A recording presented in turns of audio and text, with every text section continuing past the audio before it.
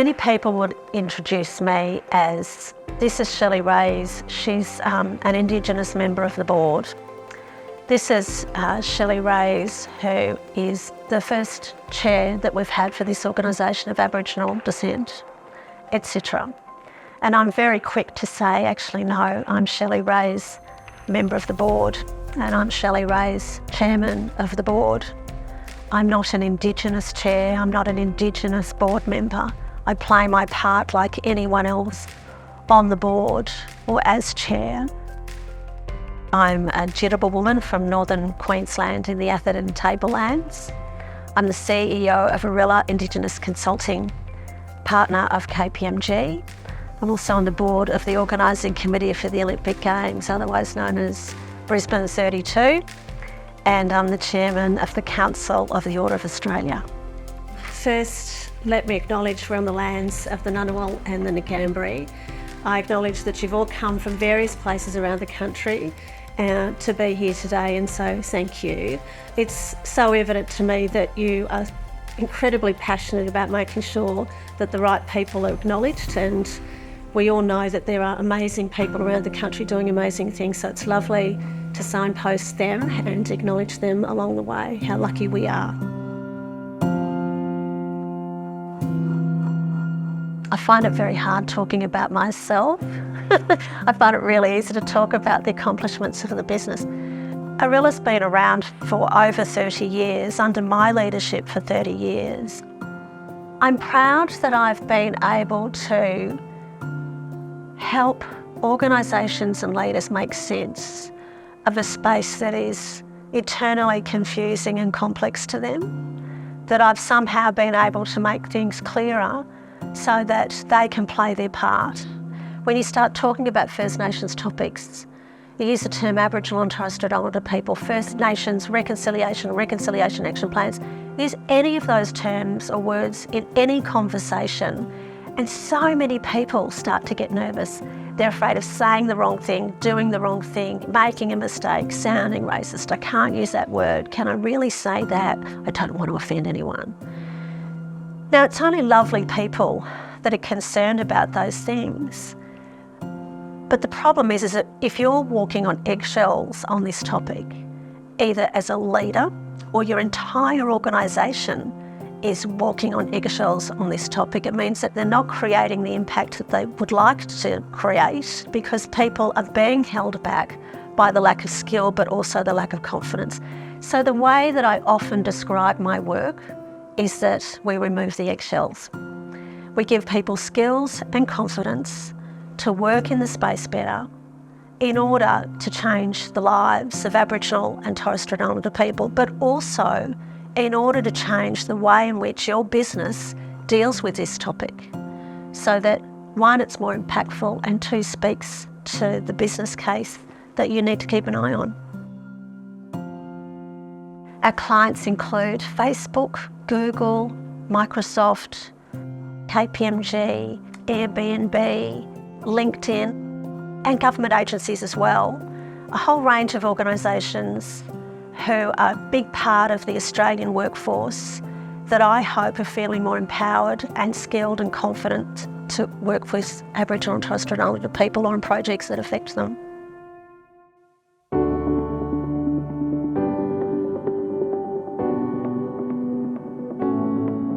I've never called myself a leader, never saw myself as a leader. That's not something that drives me or something that I think about.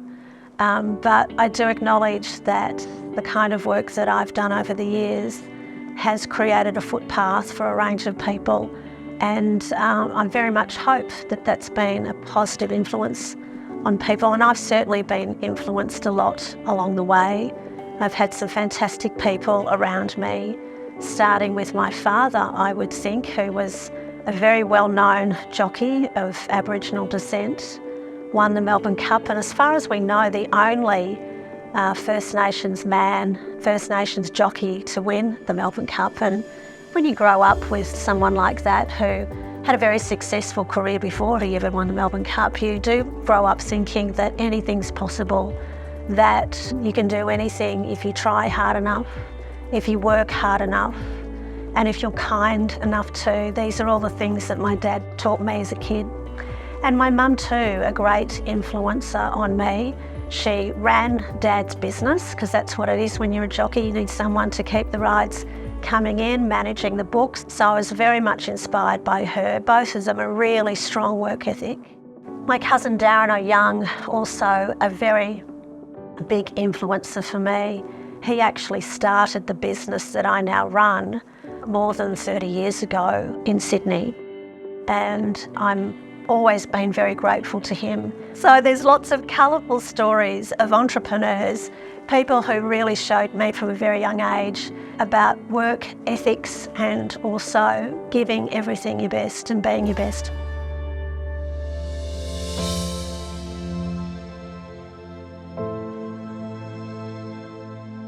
I knew that I wanted to do something with purpose, but I was really struggling to find out what that was.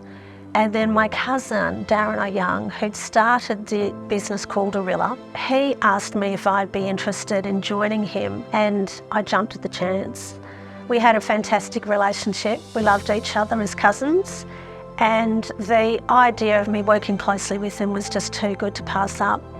It was tough moving away from home from the first time as a young woman, but it was really wonderful, and he taught me so much about so many things, running a business with purpose and heart, about making sure that whatever you do helps those that you represent, and that's Aboriginal and Torres Strait Islander people.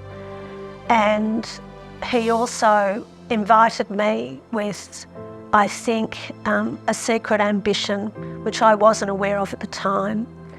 When he asked me to join him, he was very unwell, he was terminally sick.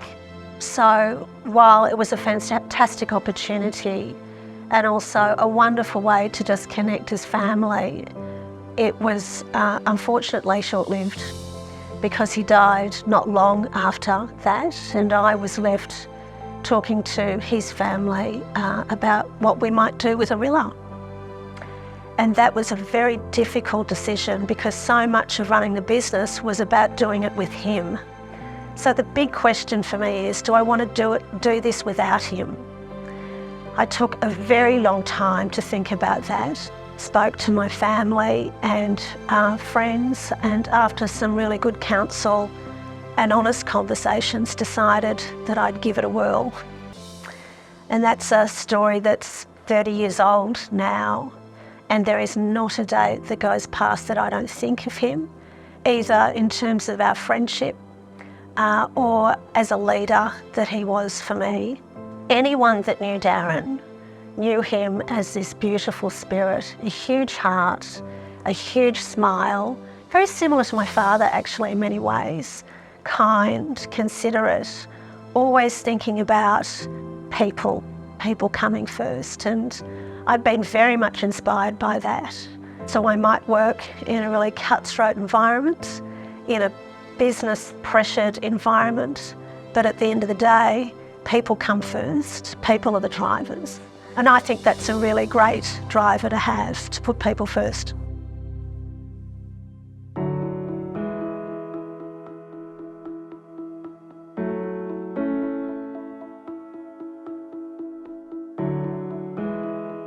Arilla in those days, under Darren's leadership, was largely focused on employment for Aboriginal and Torres Strait Islander people, and largely focused on employment within the government sector, which was fantastic and really mirrored the need of the time.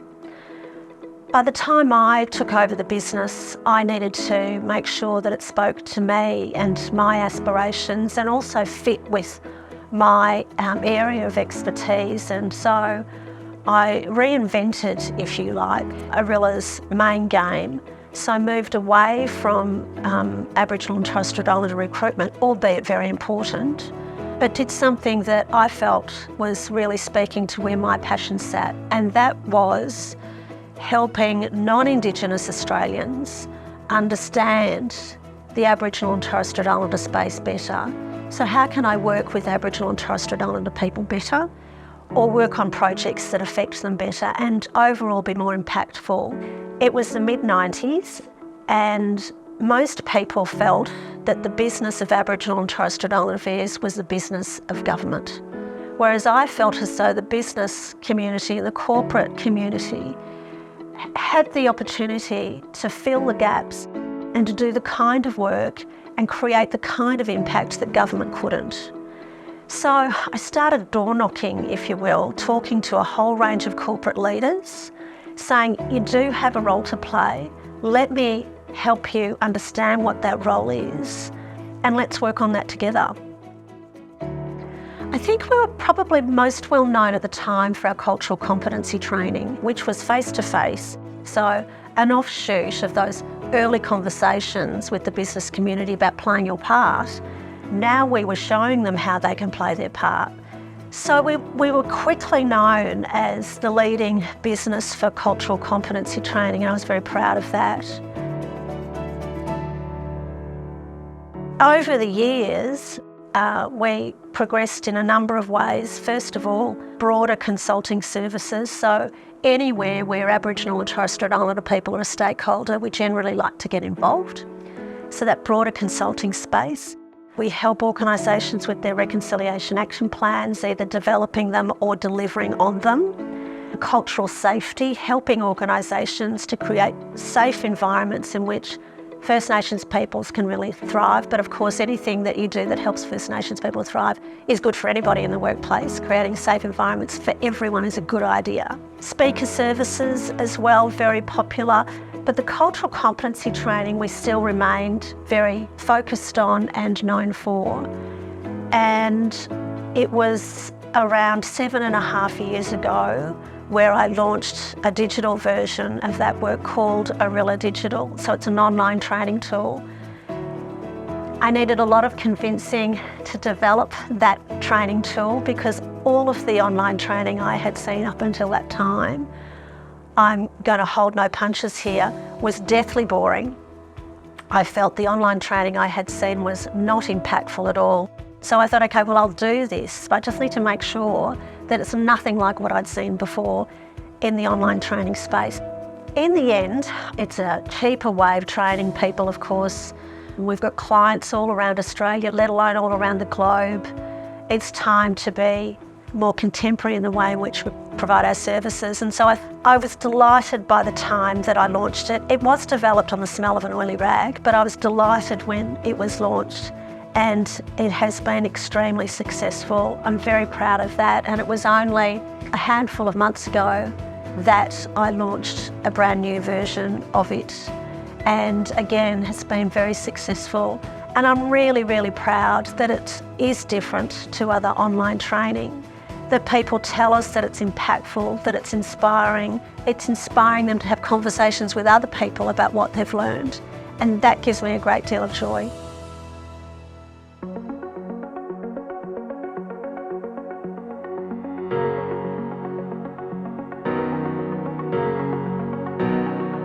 It's a joy to me to see how many leaders within various sectors across the Australian workforce that are seeing this as the leadership skill to have.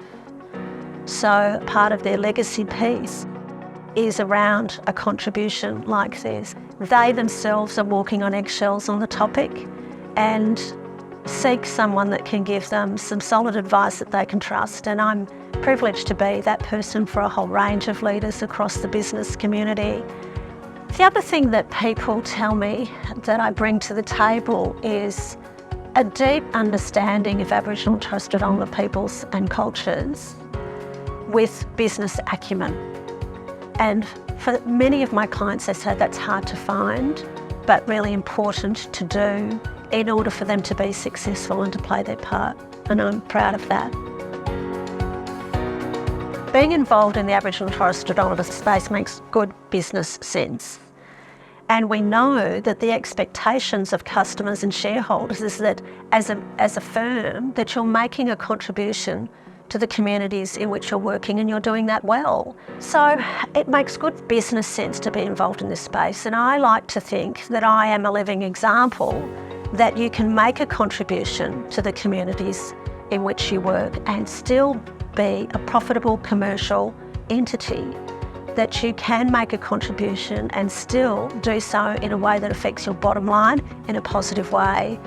Gone are the days, I hope to think very soon, that businesses see being involved in the Aboriginal and Torres Strait Islander space as being something philanthropic or something to do in relation to sponsorship, awarding something to that space, but instead seeing it as a real solid business case that helps you be better and do better, that affects the bottom line in a positive way. By all means, do things because it's the right thing to do, but it's important to have an eye on the business case too, have that commercial lens over it as well, because when times get tough, the nice to have falls away. If you understand the business case, when times get tough, things remain on the table as a line item on the budget.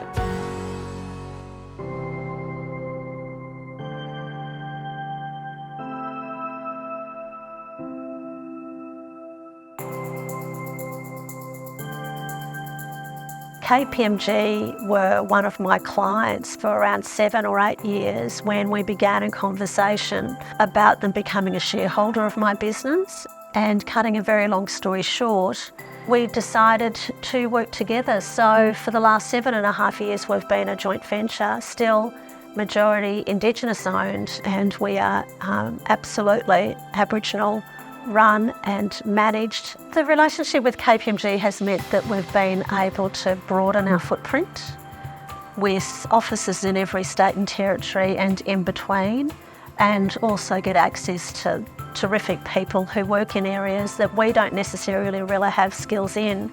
And I think that the combination of the two is terrific for us, but it's really terrific for our clients.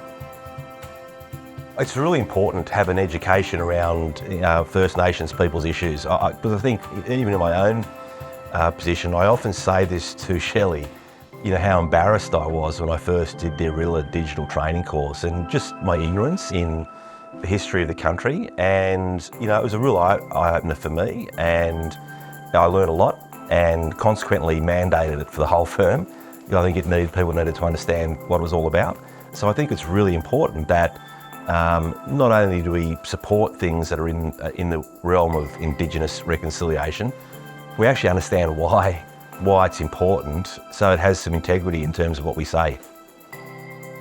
Shelley helps the business and me personally. What Shelley brings is a great understanding of reconciliation and Indigenous affairs clearly, but she brings a real commercial business lens to things as well. So what she does in the business side of things is so important in terms of helping our clients and importantly helping our people. But then personally as a leader, she's been really helpful to me as someone I can sort of test things out on. I can make mistakes in front of Shelley, and if I'm going to do a presentation or I'm speaking to a particular group or there's a particular topic, I'll often call her and say, look, if I'm going to say this, is that okay? So she's really important for the business, but for me as a leader, she's been, a huge trusted advisor as well. It's really important having someone like Shelley in our firm. Shelley's been a nation builder. She was the first chairman of Reconciliation Australia. She was on the Australia Day committee for 10 years. So having someone that has that commitment to our country for so long, who's so well respected in an area that KPMG is committed to, reconciliation. Bringing business and impact together is such an important thing in the modern world and in modern business. You can't have one without the other. To have that ability in-house to actually inform us, inform our people, help clients to the extent they want to understand more as well. It's a really important part of what our identity as a modern firm. Shelley hates talking about herself, but I think she's been a trailblazer in so many ways, in areas that are difficult and complex. And I think as Australia continues to mature as a country, people like Shelley are at the forefront of trying to bring the country together. And that's not easy, it comes with criticism, it comes with pretty confronting criticism sometimes, and she's got an incredibly strong character where, despite all that, she just keeps pushing forward with really great intent. I think this is a fantastic recognition for her, and we're very, very pleased to have her as part of KPMG, and I'm personally really pleased because she's a real trusted advisor to me.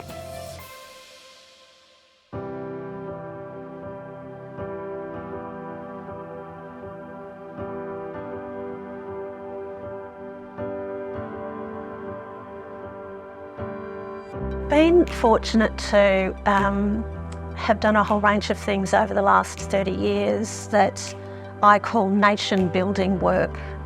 It's my pro bono life, which is a really big story. It's not just something periphery that's sat on the side in the background as I build the business across the last 3 decades.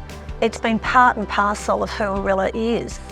So it's almost like they work hand in hand. One is not exclusive to the other. They both coexist beautifully. For example, I was the first chairman for Reconciliation Australia. Throughout that 10-year period, we launched the Reconciliation Action Plan program. We helped deliver the apology to the stolen generations on behalf of the government. And so all of this works in part and parcel with the vision and aspirations of Arilla, the business, so always working hand in hand. The National Australia Day Council, perhaps another example, better known as Australia Day and the Australia of the Year Awards. I was the Vice Chairman there for 10 years. So starting conversations on a national level and publicly about the things that make us proud, and that is what it means to be Australian. And sparking some of those early conversations around the date of Australia Day, how can we celebrate our nationhood in such a way that everybody feels invited to the party, and getting a little bit grittier about what it means to be Australian too. So a more substantive conversation about who we are and what we want to be in the future. My role as Vice Chairman of the Fred Hollis Foundation, very similar. Current roles as a Director of the Board of the Organising Committee for the Olympic Games, otherwise known as Brisbane 2032. I'm also the Chair of the Council of the Order of Australia, considering nominations from the Australian public of people that make them proud, who are doing incredible things across the nation to help us grow and be better. That notion of leaving no Australian behind is really important to me, and all works in close harness with the values of Arilla.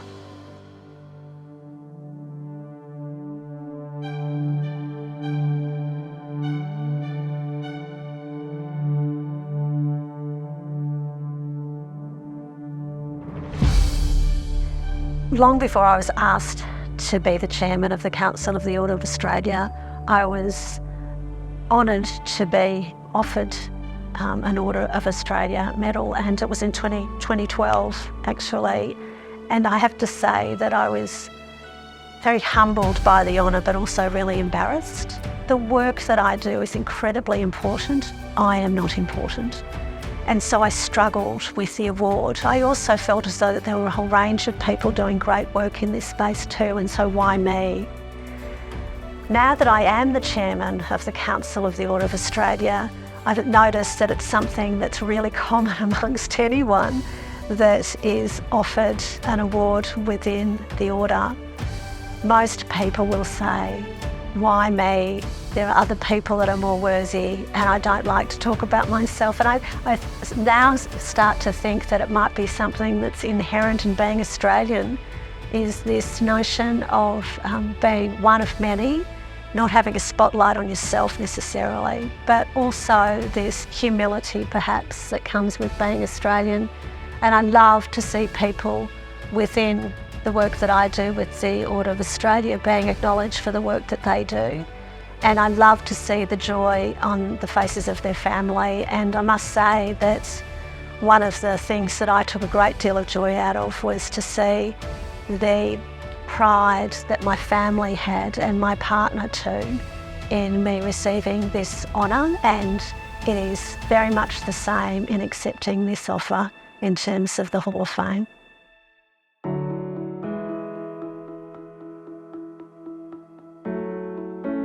My father was very much the kind of person that tried his best, did his best, and was so very kind along the way.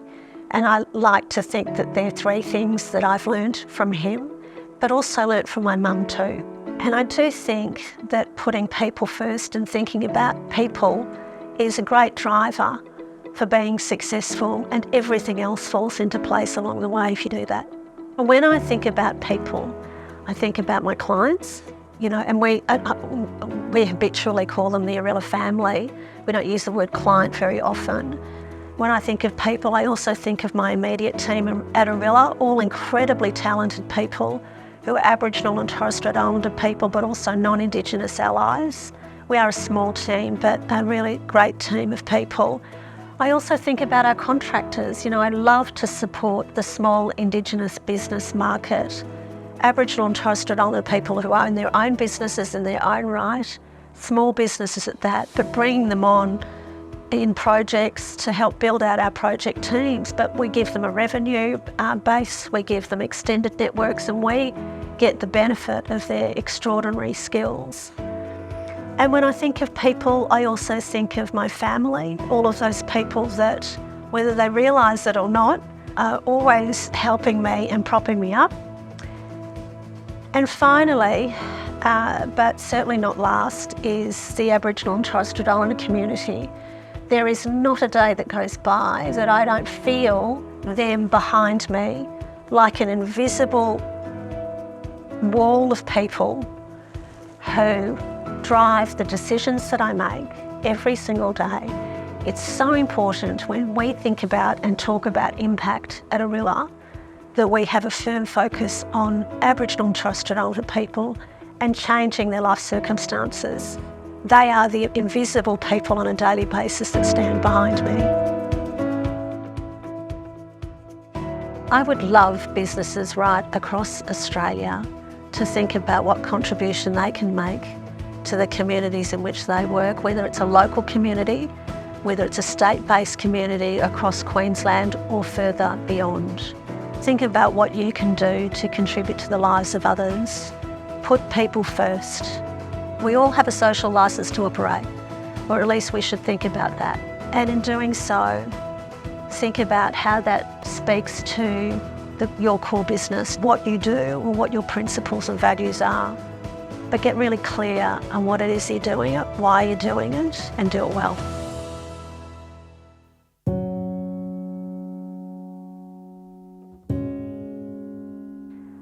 If I think about the last 3 decades, it's just a blink of an eye. I just feel like it was only yesterday when I was this young, female business owner making my way through a myriad of decisions and complex negotiations and discussions and hoping I was getting it right.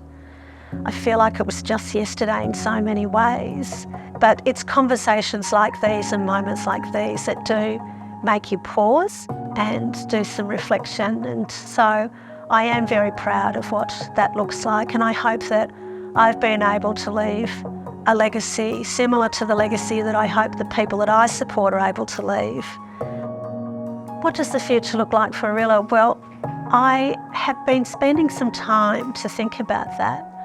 I feel as though that the work Arilla does, whether it is from a commercial sense or that nation-building pro bono space, is about helping Australians deal with one of the most complex issues of our time. And that is the position that Aboriginal and Torres Strait Islander people find themselves in. So that's what our future looks like. It's helping to continue those important conversations and building the blocks to enable that to happen. I hope that one day I work myself out of a job.